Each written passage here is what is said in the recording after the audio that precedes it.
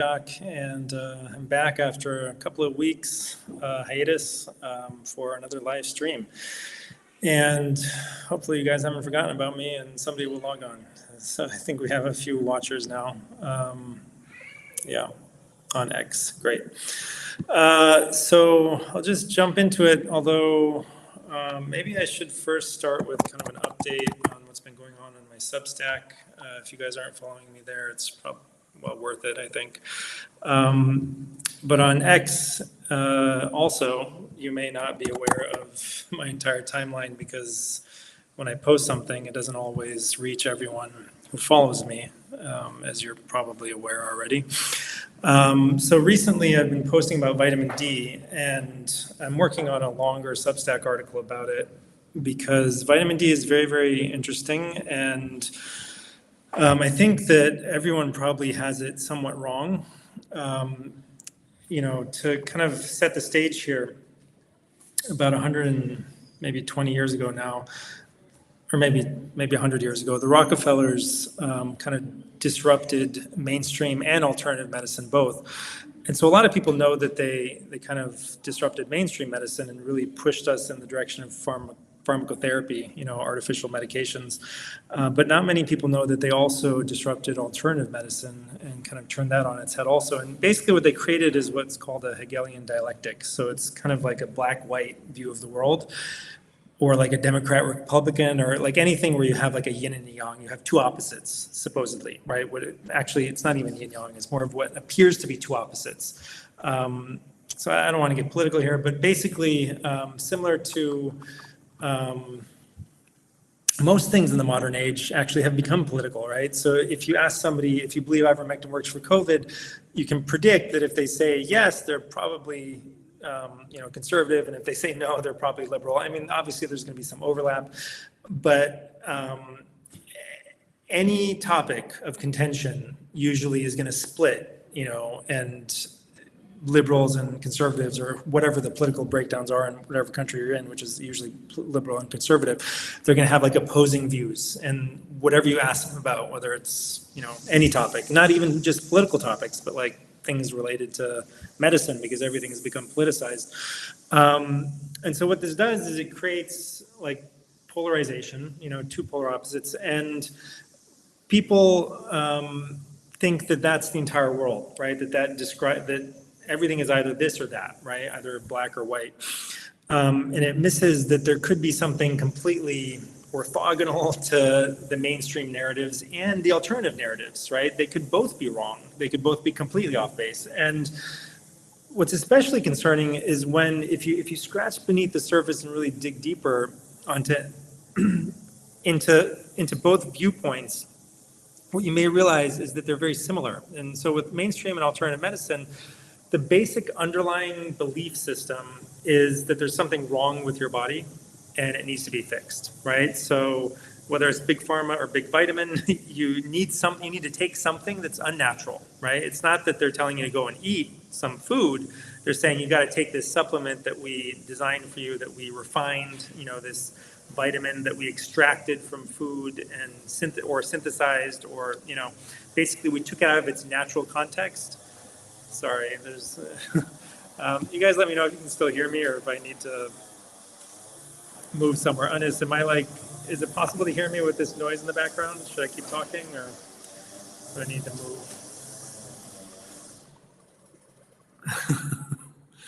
All right. Sorry, it is a bad timing here. So what I was saying is that both viewpoints, mainstream and alternative medicine, they both have this underlying vision of reality that the body's doing something wrong and it needs to be fixed. So you're having symptoms or illness or whatever, or your vitamin levels are up or they're down, or your inflammation markers are up or they're down, or your hormones are up or they're down, and we need to fix that, right? That's the kind of like the functional alternative medicine view, is that like, let's go in there and like turn all the dials, right? Turn this up, turn that down, turn this down, turn that up, and just like correct everything back to functional levels. And that's the way to fix you. Your body is getting it all wrong. It's turning all the dials in the wrong directions, right? Why inflammation? Why infection, right? Whatever. So the mainstream and then the alternative paradigm, their underlying belief system is essentially the same, that the body is kind of stupid, bumbling along, and doesn't know how to react to situations, right? In the mainstream paradigm, if you get like a cough or a flu or bronchitis, you go and take some anti-something, anti-tussive, anti-cough medicine, anti-diarrheal, anti-nausea medicine, antihistamine, something to cover it up, to get you through, to make you feel better, right? And in the alternative realm, maybe you do something that's basically the underlying reality of this approach might be the same. It's like I'm taking something to feel better, right? Taking something to address the symptoms, essentially, although sometimes you think that you're addressing the root cause, but the main kind of thrust of the main focus is to feel better, right? And what I would say is that what both of them might be missing is that the body's not making a mistake. It's well aware that your vitamin D is low, and it actually doesn't want it to be high for some reason, right? So what you'll find is that chronically ill people, sometimes you tell them to go in the sun, which makes vitamin D, in skin, and their vitamin D levels don't change. No matter how much sun they get, they don't change. And the reason is the body doesn't want them to change, right? It has good reason. So the key here was that we're not actually taught the way vitamin D works. Almost no one knows the details of vitamin D. Even if you look at I looked at this 1,000-page textbook, I couldn't find it. I mean, I'm still searching through it. Maybe it's in there somewhere. But if you ask, ChatGPT or Grok or any AI, or if you just Google it, you'll get completely wrong information that tells you that the only biologically active form of vitamin D is 125 dihydroxyvitamin D. So that's the active hormonal form. What they don't tell you is that 25 dihydroxyvitamin D, which is the precursor, also binds with the vitamin D receptor. And depending on how much of each of them there is, the vitamin D receptor is either activated or not activated, right? So you're going to have a balance between the levels of both. And most physicians only check the levels of the 25 dihydroxyvitamin D, the precursor to the quote-unquote active form. And so that level is often low in chronic disease, while the active form, the 125 form, is oftentimes very, very high, even in autoimmune disease.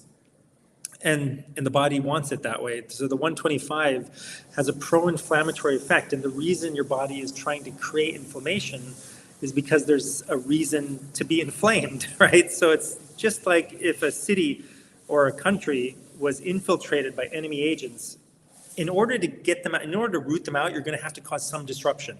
It's not going to be pretty. There might be bombs going off in some places. There might be strike teams coming in.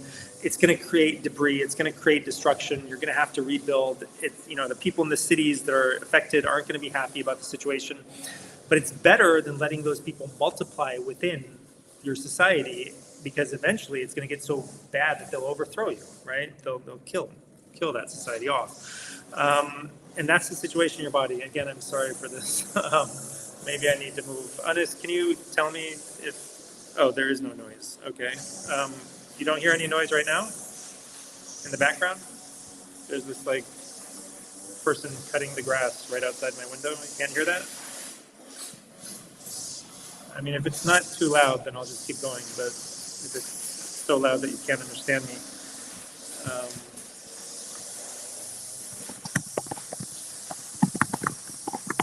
somebody has to tell me if he's not responding. Let me see the chat. Dr. Laurie said I'm good. Whacking, yeah, weed whacking, yeah. But if you can understand what I'm saying, I guess it's okay. Because he's going to go away soon. Yeah, okay, Dr. Laurie says she was supplementing with 50,000 units twice a week and my levels never got above 15. Yeah. Yeah, so even with supplementation, sometimes people have to go really super, super high. I mean, she went to 50,000 twice a week. I mean, you would be shocked that your levels wouldn't go up at that point. So her body really wanted it to be at 15. But it is possible to overcome in a lot of people. You'll actually, when you take supplemental D, what people don't understand is it's not activated vitamin D. It's even if it's D3. So there's D2, D3. That's what the supplements are.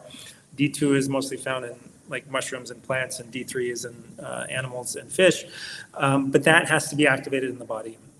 So food sources of vitamin D have to be activated. They have to be turned into 25 dihydroxy vitamin D and then 125 D, and that the 25 happens in the liver, the 125 happens in the kidney and also other tissues. Sunlight can create the 125 directly in your skin and some other tissues as well, because UV actually penetrates quite deeply into your body. So the important thing to understand is that the way people go wrong is if you're assuming you're getting enough sun, you're eating like, a healthy diet, maybe you're eating enough fish, etc. So your body's able to make D if it wants it. Assuming you're in that situation, and maybe you have a chronic infection or something, right? And your body's trying to root it out, right? It's trying to kill off that infection. But every time it starts to get inflamed, you slap on a steroid or something, or you take some sort of like, preventative, some Band-Aid solution, over-the-counter medicine, antihistamine, whatever, to feel better. And over, your body's trying to clean up this problem, and you don't let it. And so that problem proliferates. It might even become intracellular. You might even have intracellular bacteria or infection or whatever. You might have mold, growth. You might have candida, etc. Those things also may be trying to help you, right? So it's kind of an ecology. The human body is an ecology, just like a rainforest. Every part of that rainforest, every single organism, microorganism, every species is there for a reason. And if, it rains extra, then some things will, flourish and other things won't. And if it dries out a little bit, other things will flourish and other things won't. If there's a lightning strike that hits a tree, the mold will be happy because they'll come in and, take care of that tree. Even if the tree's alive and it becomes exposed to some sort of toxin or something, mold will come in and bind those toxins. So it's just like that in the human body. Mold especially is a fantastic toxin binder. It will segregate and take toxins out, kind of take them out of your body without taking them out, because it's in your body, right? So the mold is in between your cells. It's growing in between your cells. And so it's part of the microbiome is what I'm saying. Like the microbiome is not just healthy, good bacteria. It's also good mold and good other organisms, good viruses, perhaps. There's a virome, a microvirome, there's a micro, I don't know what we call it, fungome, but the microbiome is not just bacteria, it's fungi, it's viruses, maybe even some people parasites. And, some people actually take parasites for autoimmune disease to help, quote unquote, balance their immune system. So my point is that the whole microbiome, it's mostly your friend, okay? And I would suggest that maybe, the bad bacteria that overgrow in certain situations may not actually be bad. They're just responding to the environment that you're giving them. So if you create an environment that makes you unhealthy, it will lead to the proliferation of certain other kinds of bacteria that are basically a reflection of the underlying situation. If you have a lot of toxicity, a lot of microplastics, heavy metals, whatever, you're going to have excess mold in your body. If you're exposed to a lot of EMF, mold will proliferate because EMF actually, it soaks up EMF and it grows more. So in some situations, it may be impossible to avoid certain toxins, and you just have to put up with the fact that you're going to have more mold or more microorganisms growing to help you protect yourself from those things, especially when you've repeatedly disallowed your body to get rid of the toxins, right, through some sort of disease, quote unquote disease process, right, like a detox reaction. So a lot of these illnesses that are really minor, but people call them severe, right? But like if you're not hospitalized, it's probably not severe, even if you feel like you've been run over by a train or hit by a bus. A lot of these are just excuses for your body to try to eliminate toxins, and when we stop it repeatedly. So I have never seen, my partner Hakeem Shabazz has never seen anyone develop autoimmune disease who did not repeatedly use Band-Aid solutions of some kind or other, anti-inflammatories, NSAIDs, steroids, vitamin D even. So that's getting back to vitamin D. The 25D form has anti-inflammatory effects, and the 125D form has pro-inflammatory effects. So your body, oftentimes with chronic illness, is raising the 125 form, trying to inflame you out of the problem. It's trying to send in the strike teams, root out the problem, and during that process, It's uncomfortable. It's not easy. You don't feel good. You don't feel your best, certainly. But if you let it run its course and get through it, then you'll feel great because you've solved the underlying problem. If you cover it up, the underlying problem proliferates, gets worse. And that, unfortunately, is what is happening when you're taking a vitamin D supplement in that situation. It is, if anything, if it's doing anything, it will be raising the 25D levels, but not the 125 levels, and that will higher 25D levels will tend to kick the 125 off of the vitamin D receptor and deactivate the vitamin D receptor. So that's the key situation here. So vitamin D is what's called a corticosteroid, and it does have in some situations, is going to have an immunosuppressive effect, stopping inflammation. And people think that's what they want. They're like, oh, I'm less inflamed. Actually, that's not what you want. You want the inflammation to run its course, support your body in it, and then get through it and be done with it. Instead of making it into a chronic situation. So anyway, there's a lot to this. There's one brilliant article that I found from 2009 that lays it all out, this kind of alternative hypothesis, which is the alternative hypothesis to both the mainstream and the alternative hypothesis, right? Like the mainstream perspective, people think that vitamin D supplementation is not mainstream. It's mainstream in the sense that like almost all vitamin D research of the last 20 years has been encouraging people to take more vitamin D. Your doctors aren't encouraging it, right? So the pharma companies aren't encouraging it, but the same people that own big pharma own big vitamin, and the vitamin companies are certainly encouraging it, right? So the vitamin companies are looking at all this, data, which is 99% pro vitamin D supplementation is going to be good for you, and pushing vitamin supplements on people. The FDA, fortifies foods with vitamin D. Certainly medical organizations do not, and medical organizations throw up their hands and the doctors throw up their hands and say, we don't know why autoimmune disease exists, but their solution is essentially the same. It's a Band-Aid steroidal kind of solution, right? Prednisone for a lot of people or other anti-inflammatories. Nowadays we have anti-inflammatories that are more refined, essentially, right? Like we have, immunotherapies that are more advanced than just taking prednisone. You're not going to, get the same side effects you will with prednisone, but you'll still get significant side effects. And long-term, all of these approaches, which are suppressing the immune system, allows the underlying problem to get worse. And eventually the problem catches up with you, and all of those kind of Band-Aid cover-ups fail in the end. Whether it takes 10 years, 15 years, 20 years, eventually they fail, and you're left with a much worse problem to deal with at that point. So this is why I think kind of basically the only thing that I might consider supplementing at this point is magnesium. It's not a vitamin, it's a mineral. But vitamins in their natural form or from their natural sources come with a lot more biological information than what you get from a pill, right? From an isolated substance. So isolated vitamin D is not the same as natural vitamin D. Vitamin D that you make from sunlight, you're also getting many, many other biological effects from the sunlight along with the vitamin D, which helps to balance out the effect of the vitamin D. And also your body can just choose not to it can actually choose to allow the vitamin D to be broken down by the sunlight. So the sunlight will make the vitamin D, and it'll also break it down if the body doesn't want it, right? So your body has the ability to titrate how much of it wants in what situation, and it's doing it for a very good reason. That's my main message here. It's not making a mistake that you need to fix. It's doing the right thing for you, and we're misinterpreting what it's doing. So in a food, right, vitamin D from the food also has all the effects of sunlight in that food. So that sunlight affected that food in whatever way that it did, and it changed, biological molecules in the food, in the fish, for example, itself. That fish's entire physiology has been affected by the same thing that created vitamin D within it. So it's coming with a huge package of information that tells your body to do different things with what it's getting, right? So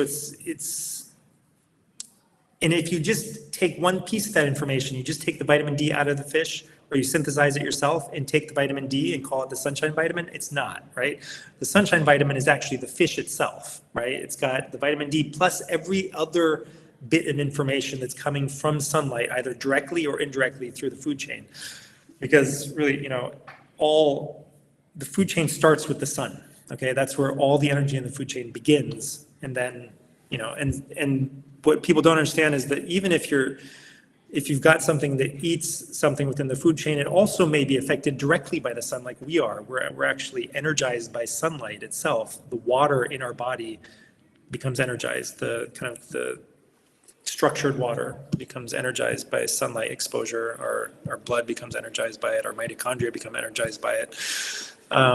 So taking artificially secluding a little, like a vitamin without, people call them cofactors, whatever you want to call them, but we don't even know what they all are to begin with, right? So if you get the vitamin D and you get the omega-3s and you get the DHA and you get all the other signals that have been encoded into the fish or the food, you'll get what you need from that, and your body will be able to understand the information that's being sent to it and react in an appropriate way to it, right? Versus if you take the substance in pharmaceutical doses or in pharmaceutical kind of purity and isolation, then your body gets confused. It's not getting all the other information that it's supposed to, all the other signals along with that particular signal, and that signal has been amped up to the point where it can overwhelm your body's ability to ignore it, right? It's like yelling at the person, do this, raise the vitamin D. And so anyway, hopefully that made sense. When I write, it makes more sense because I have time to kind of like lay it all out. But I did write it down in a recent Twitter post. And I'll be writing it in a longer piece, including some points about sunlight on my Substack soon. All right, so Dr. Laurie mentioned D3 and K. I mean, K2 is a really important kind of balancing cofactor to D. So, but also vitamin A is as well. And there's a lot of things, and I don't think we even understand all of them at this point. So, Terrence says, I've had COVID several times over the years, which ended up, one other thing. I mean, somebody replied like, oh, you don't get it. Like, you just have to keep an eye on your parathyroid hormone and your calcium, and then it's fine. You can like superdose vitamin D, and you just have to aim for a low PTH and et cetera.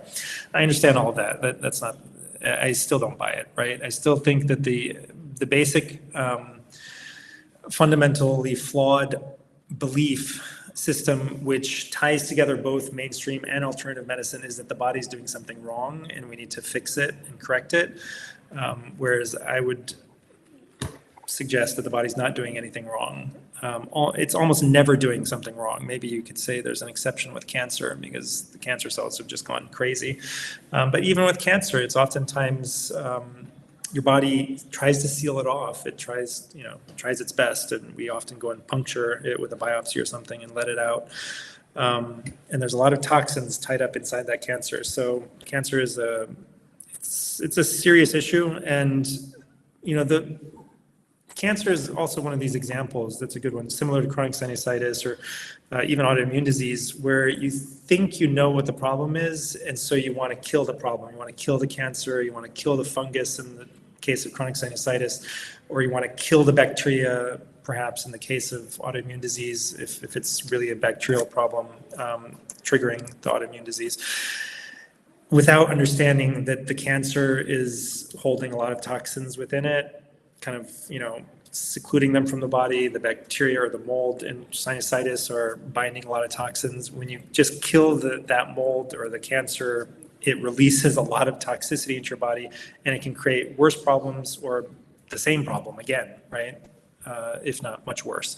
So you have to do both at the same time. You have to address the overgrowth, the purposeful overgrowth of the microbiome, or the cancer, why it happened in the first place, right? Why the tissue was damaged or weakened enough that it couldn't deal with the toxicity itself. Usually it's just because you prevented it from doing it for 20, 30, 40, 50, 60, 70 years by repeatedly taking these Band-Aid solutions over and over again.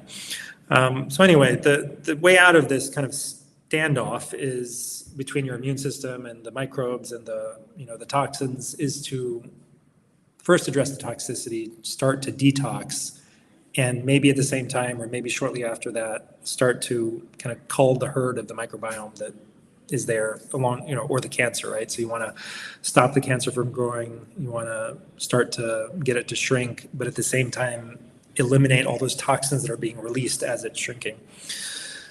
Okay, so Taryn said, I've had COVID several times over the years, which ended up with, I've gone 1.5 years without medications, no issues, till I got pneumonia in April and went into AFib. They put me on metoprolol and flecainide.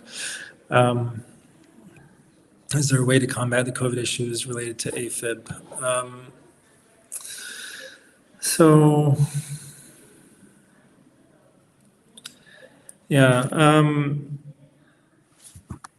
I mean, there's a lot of angles to this, right? So there's oftentimes neurological kind of toxicity and imbalance that contributes to heart issues like AFib.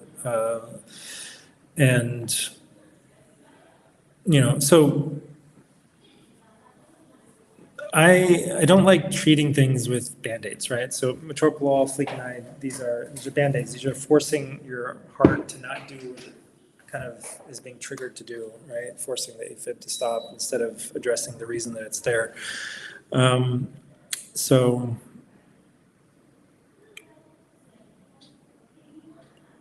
there's the general approach is that you have to support your body so that it can do what it's trying to do in the best possible way, in the most effective possible way, and not stand in its way. Which means you have to correct your environment and you have to correct your lifestyle. You have to become super serious about your lifestyle. That's number one. And then you have to support detox and stop interfering with what your body's response to the situation is. Because when you try to treat it without dealing with the underlying cause, it becomes chronic. So you might have just had one episode of AFib or a couple of them, or you might have had a month of AFib and then it would have gone away as your body just dealt with the underlying issue. Instead, when you start taking metoprolol flecainide, it turns the underlying problem chronic. It makes it chronic, and so it doesn't go away. So we see this over and over again, no matter what the issue is that mainstream or even alternative medicine tries to treat, whether it's depression or anxiety or AFib or even clotting, right? So you put people on like super strong blood thinners and then like everyone throws up their hands, oh, how could you possibly clot again? And sometimes there's just nothing else you can add, right? Like, it's just like, you're already on everything. You're already on, the highest strength. You're already taking all the blood thinners. There's nothing else we can do. Sorry. Back in the day, they used to like put in these filters and stuff. I don't think they really do that anymore. Like, to prevent pulmonary embolisms from below coming up, they would actually insert a filter below the heart or below the level of the lungs and the heart. But I don't know, like it's difficult for me to help without knowing the entire situation, and when one hand's tied behind my back because I can't stop the metoprolol and the flecainide and wean you off of them. So anyway, the basic approach is you first have to fix the lifestyle, which means fixing the light environment, getting out in the sun, no light after dark, sleeping properly, getting rid of caffeine entirely, no caffeine, getting rid of inflammatory foods, getting rid of vegetable seed oils. If there's some issue that's in your emotional life or your social life or whatever, fixing it, right? You gotta get right with people, get right with yourself. All of these things will affect your heart tremendously. Take care of fear, take care of negative emotions. These things all have to be addressed. It has to be like a holistic approach because they all interweave and they interconnect with each other. Avoiding toxins, more toxins coming in, gradually trying to get them out, and then making sure your diet is really dialed in. The most important thing is really to get enough omega-3s, so DHA especially from fatty fish. Sardines is what I would use because you get the whole fish, you can eat the whole thing, which gives you like nose to tail kind of, right? Like try to get the sardines with the head on. But even without the head on, there's still a lot more nutrition in the sardine than there is in a fillet of salmon, because you've got the bones, you've got the organs, you've got all this other stuff, right? Not just the fillet. You got also the other things that affect the heart. I mean, electromagnetic fields, artificial ones, and grounding can be tremendously beneficial. Look into like heart math and stuff like that. That can, be a helpful approach as well. Breath work, right? Like you just got to calm down the nervous system. You might need to do like 30 minutes a day or even more of breath work. Alternate nostril breathing is a great one. Buteyko breathing for some people can be really helpful, especially if there's lung involvement and shortness of breath and stuff. You need to calm down your nervous system, which will calm down your heart. And detox, right? Remove spike protein and then provide all the important nutrients from food and natural sources. And possibly, some targeted herbs like, ashwagandha and maybe mulungu bark, maybe turmeric and some other things, along with the spike protein detox supplements, which would be things like nattokinase, serapeptase, bromelain, primarily. And absolutely, I mean, you can get rid of AFib, but again, I would just caution you that if you go down the wrong path, you just make it harder and harder to get rid of. And the wrong path is, Band-Aid treatments like flecainide and metoprolol.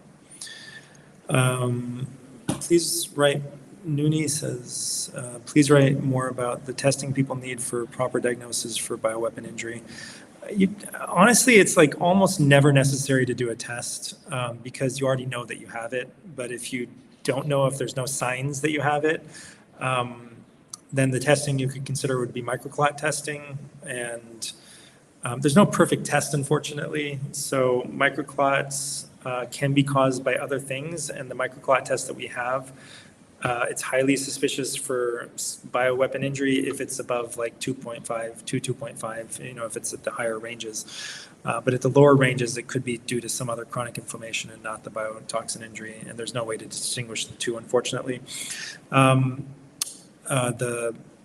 way to look at it would be to see what your immune system is doing. So the immune system reacts in a particular way to this spike protein and COVID-19 in the situation of long haulers and vaccine injured. And so that immune imprint has been, discovered by IncellDX, and you can get the IncellKind panel and you can get the other tests. The caution here I would have is that their entire approach is basically that functional medicine approach of the body's doing the wrong thing. The immune system's doing the wrong thing. The interleukin, 6 and 10 and whatever are too high. So we're going to give you herbs that make it go down. Et cetera, all the other things. They're too high, so we need to lower them. And maybe this one is too low, we need to raise it. And that's the basic approach. And I would suggest that they completely misunderstand the situation and they are making the symptoms go away. It's the same exact thing. It's like targeted anti-inflammatories to prevent the immune system from getting rid of the problem that it wants to get rid of, killing off those monocytes that have been activated by spike protein. When they are doing God's work for you, right? They're doing the Lord's work for you. They are going and creating the inflammation that you need to really solve the problem at a deep level. This thing may have infiltrated some of your cells and it needs to kill those cells. It needs to destroy them and replace them with healthy cells. Yes, it is autoimmune. Yes, it is inflammation. And that's all something that you need to deal with if you want to actually heal yourself, cure yourself from the problem versus just feel better for a year or 2 years and then get long COVID again. I mean, most people, they say they have great results, whatever. Most people either don't get better, the 10, 20% that don't get better with them will just go away. They'll stop following up, and IncellDX is like, oh yeah, we don't know what happened to them, but everyone who stayed, they got better. But even the people who got better oftentimes get worse again. I've seen them over and over, right? I was just talking to somebody recently. She did the Mravrock, she did the this and that, right, that they recommended. She did the statin, and she got rid of the monocytes, and she got rid of the inflammatory markers that they found, and she felt better for 6 months, and then she feels worse again. It's all back. It all came back. It's actually the exact same thing I'm talking about with the autoimmune disease and the vitamin D. you'll have this period of time where you don't feel inflamed, so you feel better because the army's not fighting inside your body anymore. The army is not going and killing the enemy anymore, so you're not getting the destruction. But the enemy is now multiplying much faster, and eventually that is going to give you such a big problem that it will start to harm you itself. It will start to break things itself. So it's kind of like multiplying in secret, right? And your immune system knows it's there and it's going and trying to destroy it, but the destruction makes you feel bad. That's the main problem. And people think that the feeling bad is what we need to fix, when that's not what you need to fix. Eventually you need to feel better, but you have to go through the period of feeling bad to actually fix the underlying problem. And so most people never actually let themselves go through the period of time when they're gonna have to feel bad. Once you start to really support your body with the right lifestyle, it's not gonna be as bad as it was before you started doing that, right? So your body becomes supercharged. It becomes like superhuman like, compared to what it was before in its ability to deal with the underlying problem. And so oftentimes, once you get on the real course to real healing, you'll actually start to, after maybe a month or two, you will start to feel significantly better. And then there will be these paroxysms of worsening, right? Where you'll suddenly get really much worse, maybe really bad, but it'll happen, it'll go for a week, maybe 2 weeks, maybe it won't even be that bad, right? So these detox reactions, Herxheimer reactions will come, right? And you have to warn people, and you have to like, be strong, get through it. Don't like cover it up. Don't take the steroid. Don't take the easy way out. Just work through it. And so we do our best to like minimize them and like let your body kind of get rid of the toxins slowly, and kill off the things that need to be killed off slowly, as best as we can. And people who are ready to do that, which few people are.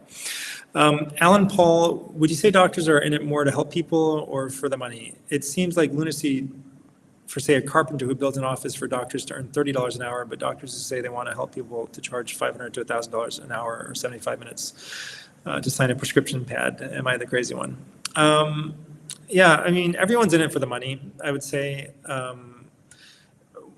partly, right? So, like people have to support themselves and their family. And if somebody's making $1,000 an hour, which they're not, by the way, like the doctor's charging $1,000 an hour, might be spending 10 hours outside reviewing your case. I mean, most people don't go that far, but like my colleague Hakeem Shabazz, although he charges $1,000 an hour for like a 2-hour consult, that's actually a discounted rate. I mean, it should be $1,500 or more.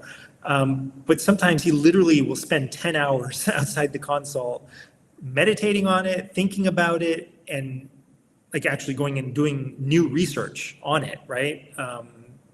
Because there's so much stuff that's been buried, because there's so much junk research, and you have to really sift through it to find the good stuff, you know? So like that vitamin D study from 2009 and a couple of other studies. There was a study from, I think, 2000, around the same time period, also for chronic sinusitis. So anyway, they're oftentimes, they're not making nearly as much as you think they're making.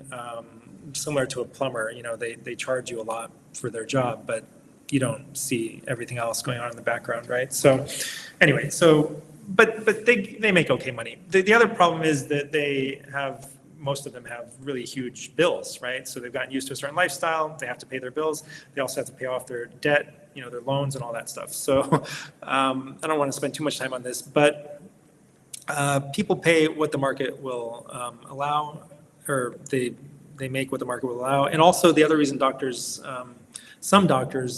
some medical costs are so high is because of insurance as a middleman, and it raises prices. And if you went direct to the doctor, oftentimes you would be able to get it for less. But yes, some doctors, like alternative medicine, whatever, they are doing a lot of work behind the scenes.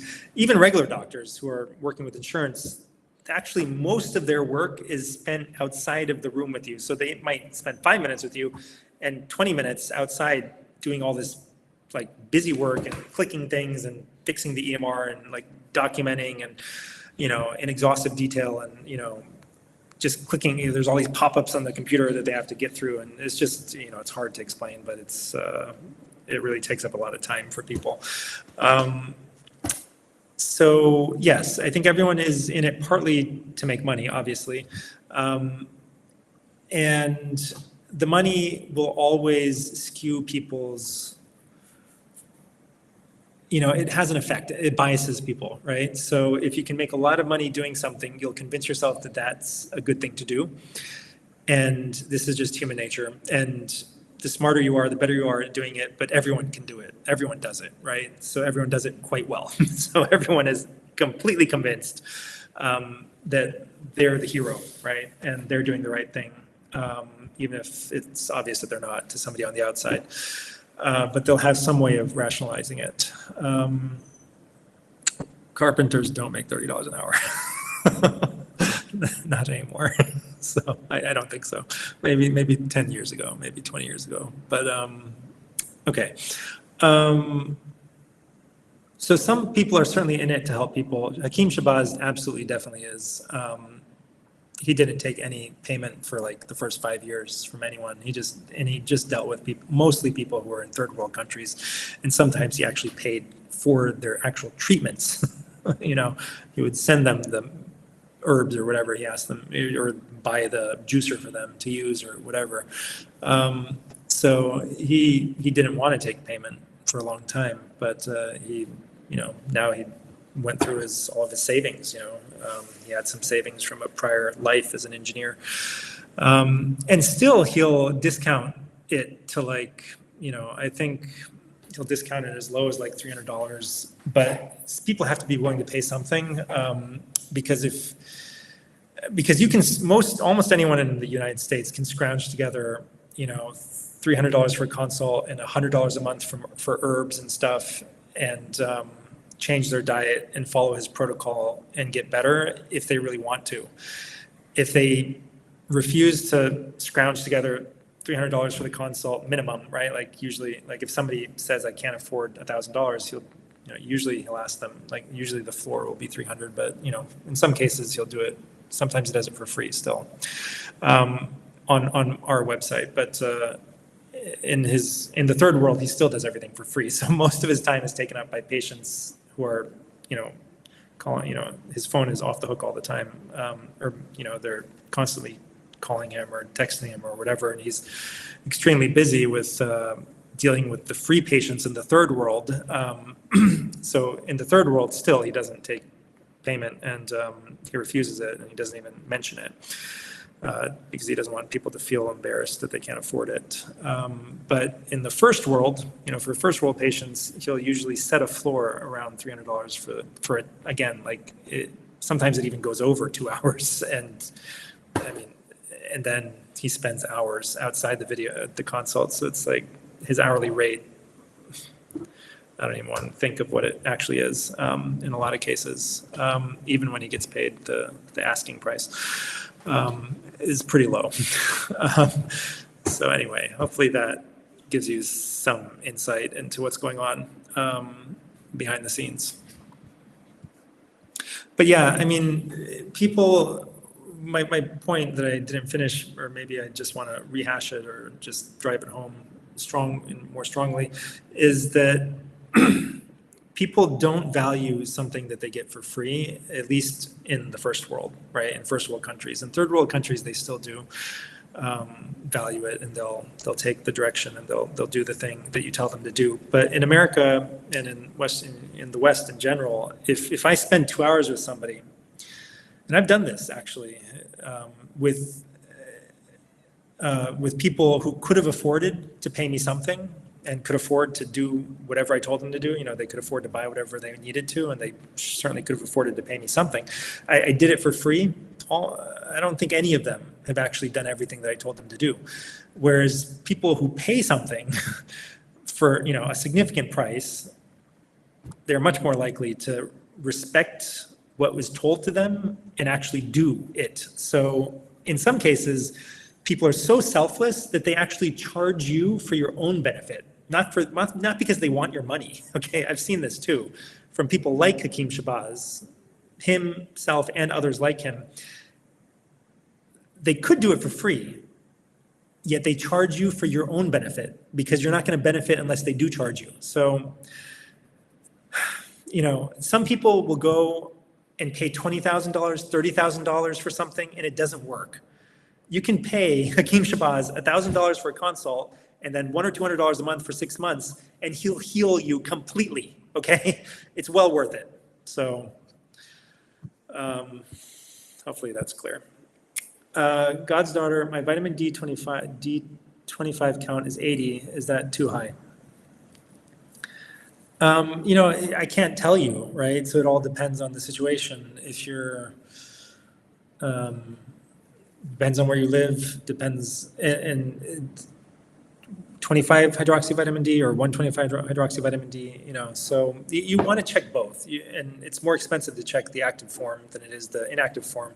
So the inactive form is the one that everyone checks, and they assume that they're going to correlate, but they don't. So you want to, if you're going to check, you need to check 25 dihydroxy vitamin D and 125 dihydroxy vitamin D. You need to check both of them, along with your parathyroid would be best, along with your calcium and magnesium, and that would be kind of be the bare minimum for a vitamin D panel, because magnesium is an important cofactor, and if you're at the bottom end of the range, you're probably not, or you could just assume that you don't get enough magnesium, because probably almost no one does, and just start taking some magnesium. And then you have to assess, like, what's your situation? Do you have an autoimmune disease? That will change where your body wants your vitamin D to be. Your body will want your 125 to be usually higher and your 25D to be lower. And so it all depends on the situation. It all depends, right? So it depends on your specific situation, what you're going through at that time. So what's the optimal diet for somebody? It depends on what they're doing, right? Like, are they an artist? Are they an investment banker? Are they under a lot of stress? Are they retired? All these things make a difference to, like, what your body needs to thrive in that situation. And the same with everything else, with your vitamins, with your minerals, everything. It all, what levels they're at need to be interpreted through this lens of what is the body dealing with? What is it trying to do? And start from the assumption that it's doing it for a very, very good reason, unless you can prove otherwise, right? So if you don't know what you're doing, then don't go and fiddle around with things you don't understand, especially at a microscopic level using supplements and medications. If you want to fiddle around in a situation that you don't understand, do it at a grosser level than the microscope. Do it at the physical level. Do it at the level of lifestyle and diet and those things, which are very forgiving, okay? So it's hard to mess up, chiropractic adjustments and dietary changes and exercise and stuff like that. You can go wrong. But it's much more forgiving than going wrong at the microscopic level. There you can make, really bad mistakes that can really cause a lot of disruption. The way I tried to explain it was that you have, like, gears, right? On the outside, you have these big gears that you're turning, right? That's like, okay, I'm going to eat this. I'm going to wake up at this time. I'm going to go to sleep at this time. But each of those giant gears lower down, like at the energetic level, at the biochemical level, at the genetic level, at the psychological level, at the mental level, at the emotional level, at the spiritual level, it's turning many, many smaller gears. So the giant gear at the surface is turning maybe 1,000 smaller gears at a level lower down. And each of those gears is itself turning 1,000 even smaller gears, at a level lower down, and all the way down to the submicroscopic level. And who knows? Levels within levels within levels, gears within gears within gears. And the lower down you go, this is also, I published recently on my blog, that this is one of the fundamental failings of modern medicine, is it's gone microscopic. It's very easy to get it wrong at microscopic. It's like a great metaphor for this is computer engineering. Okay, you've got software that, like what I'm using right now, that anyone can figure out how to use, and then you've got the software layer below that, right? Like at the level where most software engineers work on, like C++ or Java or something like that, right? Like the actual software code to create this software. And so that's complicated. It's quite complicated. Most people don't understand it, but some people with enough training and enough experience understand it really well.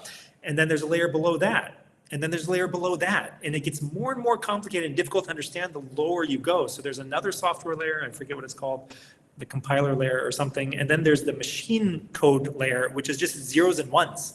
It's like is like interpreted, all the other software layers are interpreted down into zeros and ones that the computer can understand, right?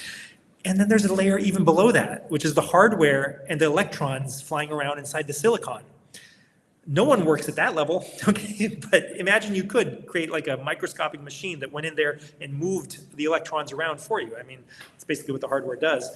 But, and below that, there's like the quantum level, right? That's even more complicated. The lower you go, right? Like there's no human being that can code exclusively in machine language, zeros and ones, right? There's no one on the face of the earth that can understand that and code an entire like, you know, Restream software suite or Google, you know, News or Google or Gmail at the 0 and 1 layer, okay? Some people can go there to like, you know, tweak things here and there once in a while, but no one can like exclusively work there. I mean, you know, eventually we'll be have AI that'll be working at that level. But what I'm saying is that like the situation of a doctor working on your biochemistry is worse than that, because at least we fully understand what's happening at the machine code layer, zeros and ones, and yet we still can't figure it out, right? Whereas in biochemistry, we don't even know the whole story, okay? We don't even know all of the metabolic pathways in the human being, okay? We haven't even mapped them all out. And we don't know all the metabolic pathways, or most of them, in all the microbes that are living with us, that are helping us, that are synergizing with us, right?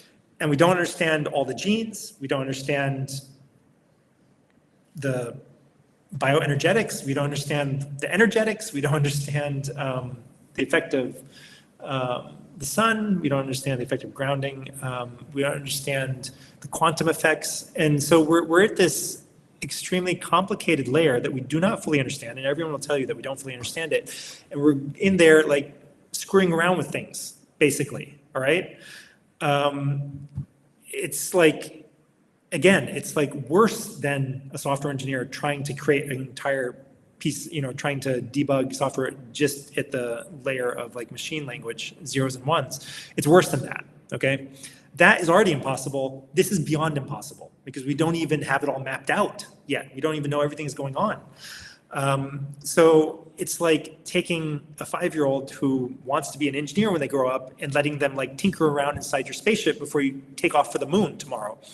No one would ever be so stupid to do that. And yet everyone, almost everyone in the world is willing to let people who are worse off than that 5-year-old inside the spaceship tinker around inside their bodies. Your body knows far better what it needs to do in every situation that it's in than the doctor who's telling you to take this or that supplement at this or that time. Everyone else is just guessing and practicing.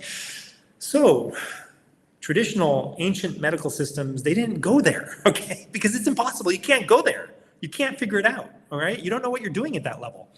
You have to stay at the level of food and herbs and lifestyle. Right? You have to stay at the macroscopic level where it's much more, much easier to understand, and you let the microscopic level take care of itself from the macroscopic level. So anyway, you have to understand the principles of the body's ecology, the way it works, and the way different things affect it at a macroscopic level, and they don't have to worry about the microscopic level. But people are enamored with microscopes and what they find under them in biochemistry and hormones and all these levels and all these tests and stuff. And so in order to like communicate with them, you have to explain that you understand that too, and then explain why you should ignore it. So, because we really don't fully understand it, right? No matter who it is, the person, they don't completely understand it. All right, so Taryn says, now back in the hospital because of the 2 meds. In my opinion, I think, on amiodarone. Yeah, okay. So amiodarone, again, it's the same issue. And God's daughter says, oh my God, metoprolol almost killed me. Oftentimes, you know, somebody will take something and it's bad. The other situation that I find is that it doesn't immediately kill you or cause you severe, you know, side effects, but you take it for like 20 years and then you don't realize that that's part of the reason why you have like a laundry list of other problems that crop up over the years and that you then take other medications for that then 5, 10, 20 years down the line create a laundry list of other problems that you then have to take other medications for. So highly recommend everyone go and pull up the side effect list of whatever medications you're on and ask yourself, am I experiencing any of these? So, And even if you're not, it's likely that those medications are contributing to some problem, or they will eventually. That's idiosyncratic, that it's only you that gets affected that way, because everyone is so, unique. Karen says, I went all that time, no meds, and did fine until the upper respiratory stuff happened. Yeah, so with upper respiratory stuff, you need, immune system rebalancing. Buteyko breathing can be very helpful with the immune system rebalancing and fixing that problem. And then just breath work, a lot of breath work, and maybe yoga poses and some other stuff, and sunlight, and avoiding, stress as much as you can. So light stress, like this light that I'm in front of right now, it's creating stress, but I'm healthy enough that I can deal with it. But if you're not, then you wouldn't want to be sitting here in front of two gigantic bright, studio lights at all, right? And you wouldn't even want to be indoors with the sunlight passing through window glass. You would want to be outdoors, even if you're in the shade, much healthier, much less stressful. No lights after dark, grounding, bed sheets, and actual grounding during the day as much as you can. And proper diet. Get rid of, there's some things that are good, okay? Milk is fantastic. Sourdough bread, homemade, fantastic. But they're not good for everyone. If you're sick right now, you don't need them, you need to stop. So basically, AIP diet, look it up, autoimmune paleo diet. And some people may need to go heavy on the fish, and some people may need to avoid the fish. If you have cancer or something, you might need to be kind of vegetarian for a while. But most people, in most situations, AIP diet is going to be pretty good. So be strict on it and lean more heavily on the sardines and things like that, the fatty fish with the omega-3s and the vitamin D in them, until you're a lot better, and less on the meat.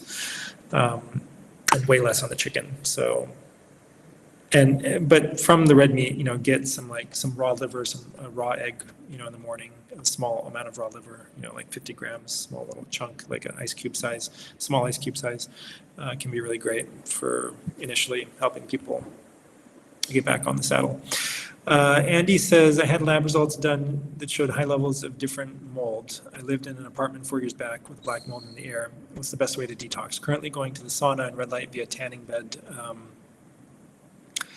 to detox. So that's good start. I would, again, I can't, people say this all the time, but it's really true that I just can't give you the right prescription. Because there's going to be, if I talk to you for an hour or two, I would be able to give you the right prescription. Or my partner, Hakeem Shabazz, would probably be better right now than me, because I'm still transitioning to that way of doing things. But yeah, we could give you the right prescription after a couple of hours. After reading 4 sentences, any prescription I give you is going to be wrong. It's not going to be right, okay? Pieces of it might be right, but it's not going to, pieces are going to be missing, and some parts of it might be entirely wrong that you shouldn't do at all, right? So with that caveat, in general, with a bunch of assumptions about your situation, that are unspoken, I might consider, generally speaking, trying to take a binder, right, like chlorella, to help bind toxins, all toxins, right? It's kind of a non-specific binder.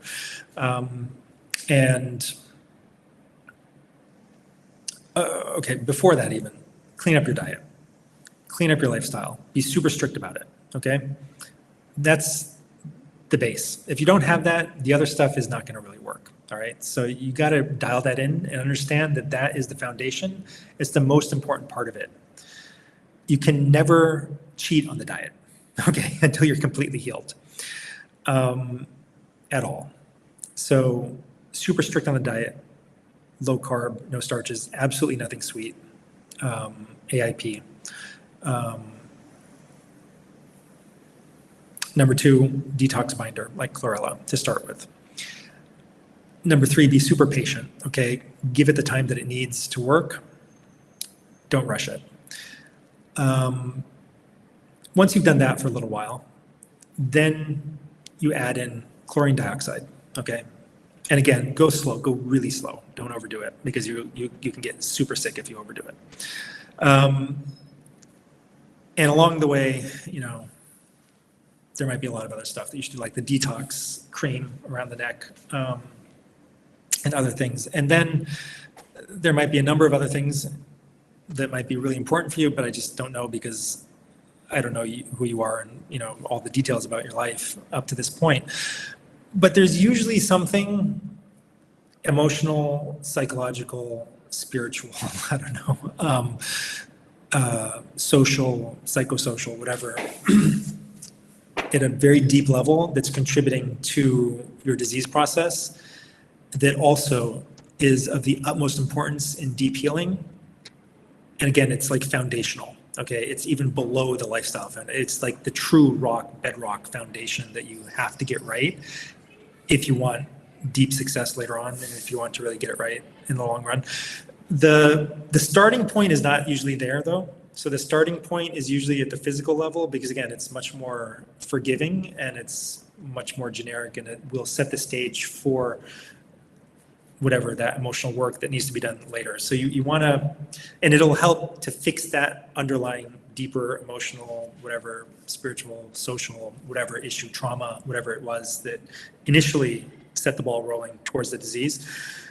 You'll start actually working on that by just changing your lifestyle and getting healthy and having this intention. And all of this will actually work at those other more subtle levels very effectively and then set the stage for fine tuning in a month or two once you've started to get a lot better.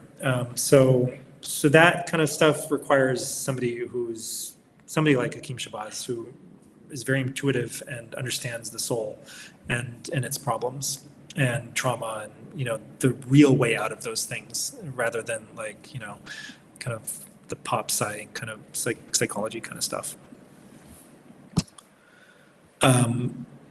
But yeah, everything starts with lifestyle and, you know, diet and then we'll move on beyond that.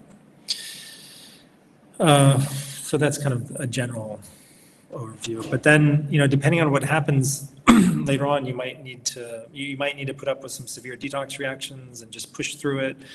But you can stop some of the detox work, but stay strict on the diet, like I said before.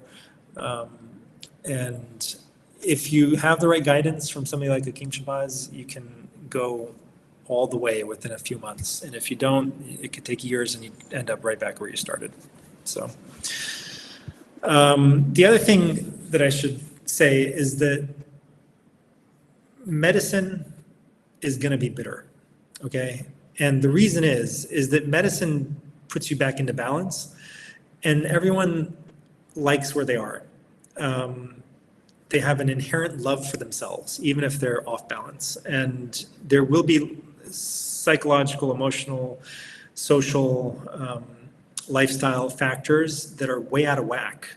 And you're comfortable with them, right? And those things led to your illness. And then other things piled on top of them. But those things have to change if you want your illness to go away. And you're not going to like that. You're not going to like doing those things differently, okay? No one likes it. No one likes to change. People like to stay the same.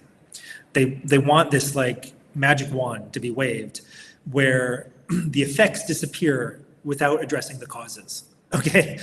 We live in reality. If you want the causes to go away, you need to get rid of if you want the effects to go away, you need to get rid of the causes. You need to delete the causes. And so that's the work of getting better is facing yourself and saying, okay, I've been doing the wrong thing. Even though I like to do it, I'm going to stop doing it. It's wrong. And eventually I'll like the new self that is at the end of it.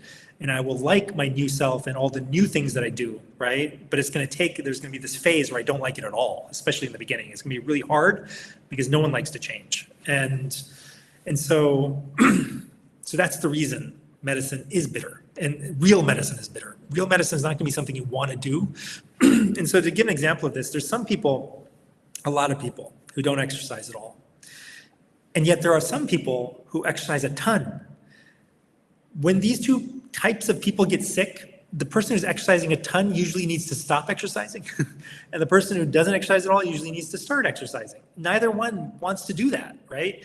Some people eat too much, right? Some people eat too many sweets. Some people eat just too many calories in general, and they are comfortable with that, right? Emotional eating, whatever it is, they're going to have to stop. They're going to have to cut back. And other people, maybe they don't have a sweet tooth. Maybe they really don't eat enough at all, right? And they're going to have to eat more, and they're going to have to eat some things they don't want to eat. Maybe you'll have to tell them to go eat fruit, okay? But most people, yeah, you can't eat the fruit. You can't eat the sweets. I mean, that's going to be most people, honestly. Some people, you're going to be like, sorry, you got to eat fruit. Okay, I know you don't really like it, but you have to eat it, right? That's your problem. You're imbalanced in that way, right? And the same with everything, right? It just goes on and on and on. So that's an important key to understand, that if you really want to get better, you're going to have to work on yourself. You're going to have to finally wake up to the reason you're here, which is a journey of change, right? A journey of improvement, which is ultimately a spiritual journey, even though it looks physical and emotional and mental and but changing all these levels and bringing them into a balanced state, it's perfecting you, right? In your totality, gradually, right? So that's the way God works. All your problems are basically telling you what the solution is, right? The reason you have the problem is because you're doing something wrong, because you're off balance. And you're either in one extreme or the other. So you're either super lazy or you're overworking, right? Almost no one is right where they need to be, working just the right, being just as diligent as they should be, not overdoing it, not underdoing it, right? Most people are one way or the other. They tend towards one side or the other. And the ones who tend towards being less than optimally diligent, they think that they're doing the right thing. They're like, yeah, I'm so laid back. This is the way everyone should be. And the ones who are like overworking, they think they're doing the right thing. So everyone is kind of like, they're just deeply in love with themselves. So that's like, the love of your life is yourself initially, right? That's your first love and your last love, probably. Unless, for some people, they wake up and they love, the higher power. They love the source of life. They love, the real instead of the subsidiary. Anyway, so I'm totally lost where I started here. Can you list some examples of inflammatory foods? So dairy for a lot of people is going to be inflammatory, especially A1. But if you're really sick, you need to avoid dairy in general. You need to avoid grains. You need to avoid nightshade vegetables, soy products, nuts, seeds. Like, illness means you probably have leaky gut, which means you can't tolerate these things until you've really healed at a deep level and your gut's not leaky anymore, and then you're able to tolerate them, and they become healthy for you. They become healthful, and once you've really optimized your health, then you'll be able to see what foods are perfect for you and your constitution and your moment in life, what you're going through at that time.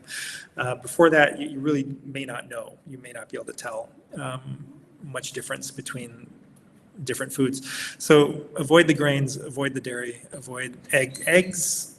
Raw eggs are probably okay. So for some people, eggs are going to cause a problem, especially cooked. Some people can tolerate one raw egg a day. If you can, it can be very beneficial. If not, you might need to drop it. So those are the main ones. Sugars, refined foods, and any substance or ingredient that has been taken from minuscule quantities and is being now consumed in giant quantities. Like, for example, these non-nutritive sweeteners, right? So anything that took 17 steps in a factory to even make it possible for you to eat it, like a vegetable oil, extremely inflammatory. Number one should have been vegetable oils. So olive is a fruit, it's not a vegetable oil, but the vegetable oils are seed oils. They're vegetable seed oils. They come from vegetable seeds that are just disgusting if you tried to make them before the age of industrialization. They're essentially engine oils that you should not be putting into your body. If you are unconvinced yet, read Dark Calories by Catherine Shanahan, just published, really goes into detail on biology and the pathophysiology created by seed oils. Okay, so before that, we had lab results done, showed high levels of different mold that lived in an apartment 4 years. I already talked about this. Is there a turmeric supplement that you would recommend? Organic India maybe, or any of the organic supplements? It's hard to say. There's a couple of good quality herbal sources in the US. I can't think of them off the top of my head, but yeah, deep red color, but make sure they haven't like stained it in some way to make it artificially red. Herbs, they should have a smell, right? So that's how you can tell that this thing has potency, right? It's really potent, is that it's got a pungent smell. It's got an odor. If it's got no smell, it's got nothing in it left. There's nothing left in there. It's not going to help. So ideally, you want to taste them, you want to smell them, you want to experience them fully rather than in a capsule. So that's the best way. Take a scoop of turmeric, put it in your mouth, chase it with some water, or mix it into a hot water and drink it. That's generally the best way. I have leaky gut, and the only thing my functional medicine doctor is having me do is detox. I'm having worse symptoms even with binders. Should I keep going? Yeah, so this is a perfect illustration that what you really need is somebody to explain to you that this is the thing that you have to go through to get better, right? And I don't know if everything is being done right. I mean, if Hakeem Shabazz was guiding you, he would know that you were on the right path and that there was a light at the end of the tunnel, and he would be able to, tell you that, hey, don't worry about this. Yes, it's bad right now, but it will get better. So, yeah, I don't know whether I should tell you to keep going, but in general, this is an experience that people will often have. But if you have not addressed the foundation of lifestyle and diet and that kind of stuff, and you're just taking detox binders, then you need to go back to square one and address those things and be extremely strict about them. And so I agree. I don't like Band-Aids, and up until April, I was using the detox and resveratrol. I'm sorry, I just joined, but I'm unable to stay on. Will this be recorded? Yes, it's always recorded. So you can, it'll be on X, and it live streams to X and it stays up. So it's recorded in real time, and it's also in other places. It's going to be at YouTube, I think. Maybe. Yeah, I think it's on YouTube as well, and Facebook and Rumble. Diane says, I missed the part about the detox neck cream. Is there a link or more info on specifics? Thanks in advance. Yeah, we have a, let's see, it's on my Substack, so let me just pull it up, the link to that. Anyway, if you go to the Substack, scroll down to cleaning the crown jewel. If you're a paid subscriber, you can see the recipe. If you don't want to become a paid subscriber, you can just email the email that's listed in this blog post, and I put it here.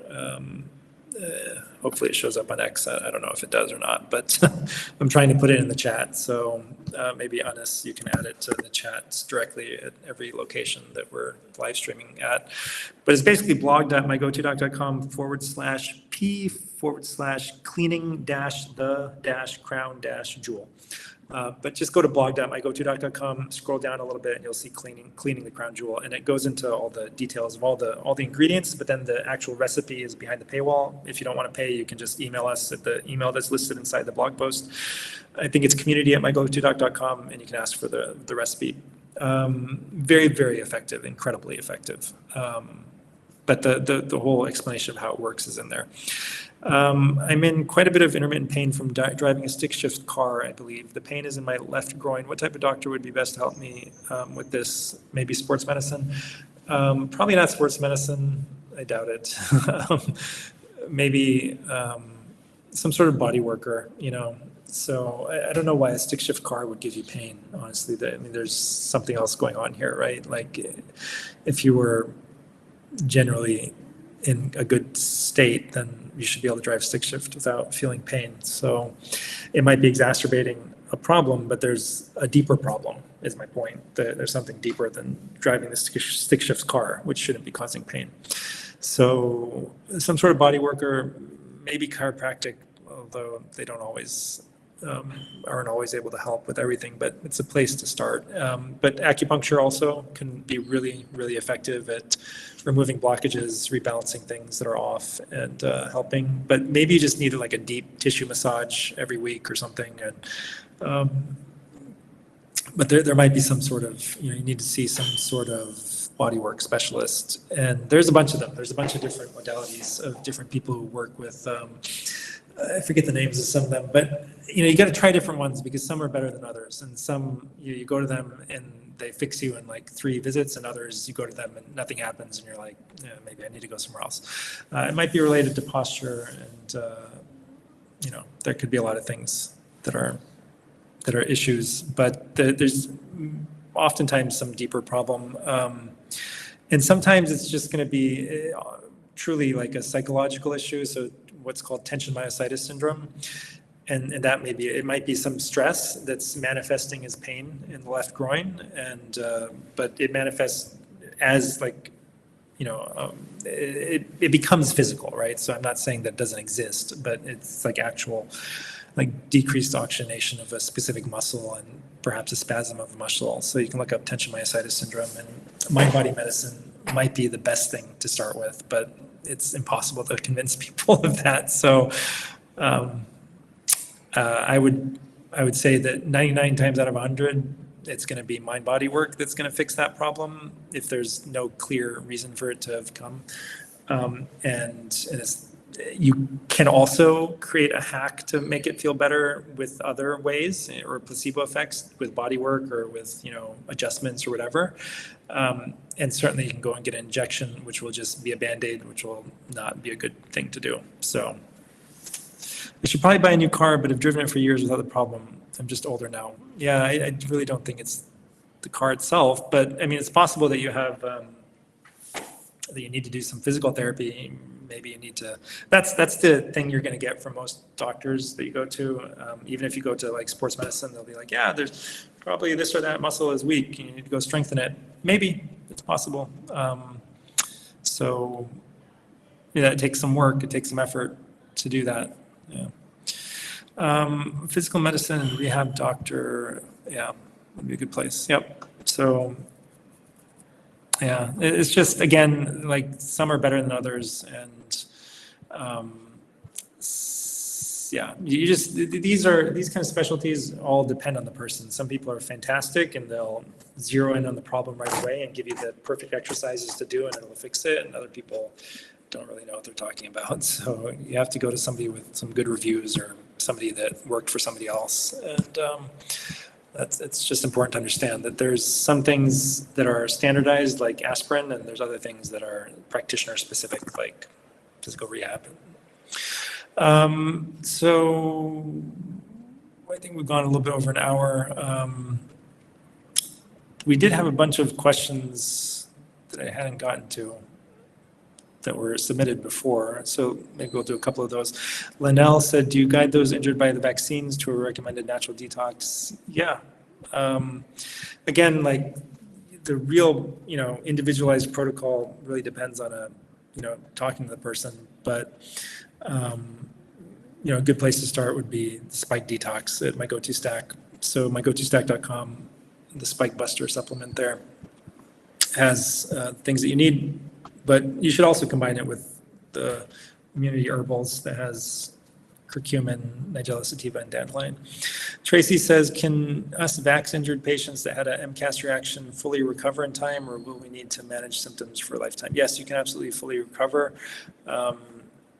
If you don't do it right, then you're going to be managing symptoms for life. That's the main problem, right? It becomes chronic when you address it in the wrong way. You address it with Band-Aids instead of addressing the root causes. You take antihistamines, you take this and that are just covering up symptoms, which even, I was recommending that, and for people who want a Band-Aid and I can't get them to do anything else, I don't think it's the right approach, but, maybe try like a natural antihistamine like bromelain and other ones. But if you really want to get to the root cause, then yes, you can completely recover. There'll be a period where you don't feel good. You're going to, have to go through this phase. But then at the other end of it, you'll be completely cured of your problem. Maria says, did you hear about ARA290 for nerve regeneration? I understand it's a peptide. There's so many of these peptide therapies. And again, it's going down to that microscopic level, turning a tiny little dial somewhere and having no idea what the knock-on effects are going to be. So I'm not a fan of peptide treatment. I mean, you'll get the results, Okay, absolutely you will. But you have no idea what the side effects are going to be, and they may not show up for 20 years. And when they do, you will have no idea that it was from that peptide you took 20 years ago. So, I mean, if you understand theoretically how complicated that level is and how little we understand about it, you would know that we have no idea what we're doing. We're going to break something. It's like a programmer going into machine language and trying to debug software all day at that level. The program will break, okay? It won't even boot up, right? It's not going to work. And this is worse than that because we don't even understand it at that level. We don't understand what's going on there. We don't know how that peptide affects every other peptide in your body and every other biochemical reaction in your body and every other microbial, inhabitant of your body and your mitochondria and everything else. So it's, you think that it's better than using like pharmaceutical drugs or something that are not peptides. I mean, insulin is a peptide therapy. So it's really just a drug, okay? Just because it's not a prescription drug, it is a drug. It's something that if your body wanted to make more of it, it would. Your body's not making ARA290 for a good reason, okay? So you're flooding your body with a lot of ARA290, forcing nerve regeneration to happen, okay? If your body wanted to do that, it would do it, right? Your body wants what's best for you. And in some situations, it can't give you that thing that will make you happy because it's going to hurt you in some much worse way, okay? So hopefully I've clarified my position on that.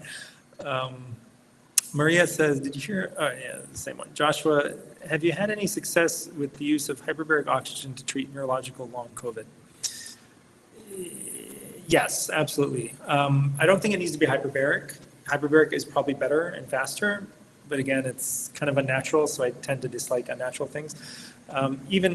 Although even pure oxygen is also unnatural. But yes, if you're up for that kind of experimentation and kind of unnatural approach, then I mean, some people think that can cure anything if you do it long enough and you persist in it long enough. But you can get a similar effect at much less costs and for much less headache with just pure 100% oxygen with a non-rebreather mask sitting at home. But hyperbaric, yes, people have gotten better at using hyperbaric. Again, I don't know if they'll stay better because we need long-term follow-up on these things. Susan says, again, sorry for this background noise. It should be gone soon. Can't even hear myself. I had long COVID for 2 years. Then I was diagnosed with polymyalgia rheumatica in January. After 2 years of long COVID, my body is not responding well to prednisone prescribed to help with the high level of inflammation. Is there anything natural that I can do to help with ongoing pain and to quell inflammation? See, this is exactly my point, that people are looking for a natural replacement that will do what the prednisone does, like turmeric or something. Sure, that exists, but that's the wrong approach. You don't want to do that because you're just gonna, with that approach, you will end up, the long COVID led to the polymyalgia rheumatica, possibly, I don't know, possibly due to suppressive therapies or the wrong approach to treating it. And the polymyalgia rheumatica can get worse and become even, can lead to other problems if you continue with this Band-Aid approach of suppressing the immune system. So if you really want to fix polymyalgia rheumatica, talk to my partner, Hakeem Shabazz, and get on a program that roots out the deepest causes, which are probably some sort of chronic infection and toxicity that has gotten a deeper and deeper foothold because of the wrong approach and the wrong management. Tricia said, is there any new understanding to what causes internal tremors, post-vax and COVID infection, plus how to treat it? Brain, spine MRI, MS, and Parkinson's disease evaluations are all negative. So not that I know of, but I do think it's just like a pathognomic nervous system issue. And, essentially it's inflammation, right? You can boil everything down to inflammation, but you don't want to treat the inflammation, you want to treat why the inflammation is there, right? So you need to figure that out. And that can only really be figured out by talking to the person directly, because even though the symptom might be the same amongst everyone who has it, right? Like internal tremors, the reason might be a little bit different in different people. And it might be vastly different in some people, especially the underlying root cause issue that then leads to the deepest root cause is oftentimes, where things are really different from person to person. But then like the more superficial layers become more and more similar oftentimes. And essentially there's toxicity of some kind that needs to be removed. And once that's removed, then the body goes back into balance as long as it has all the nutrients that it needs to do so. So that's the long and short of healing. Felicity says, I've noticed a slight nerve burning sensation in both my feet and hands with slightly painful finger joints. I've been taking augmented NAC for a few weeks now.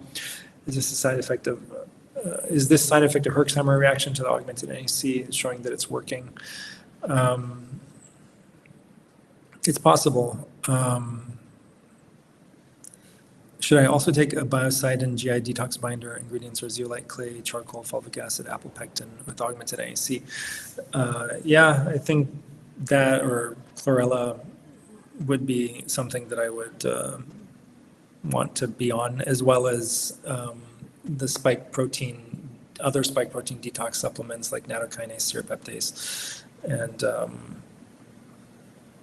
those are the main ones, but also perhaps bromelain. And really make sure you dial in your lifestyle and your diet and stuff like that.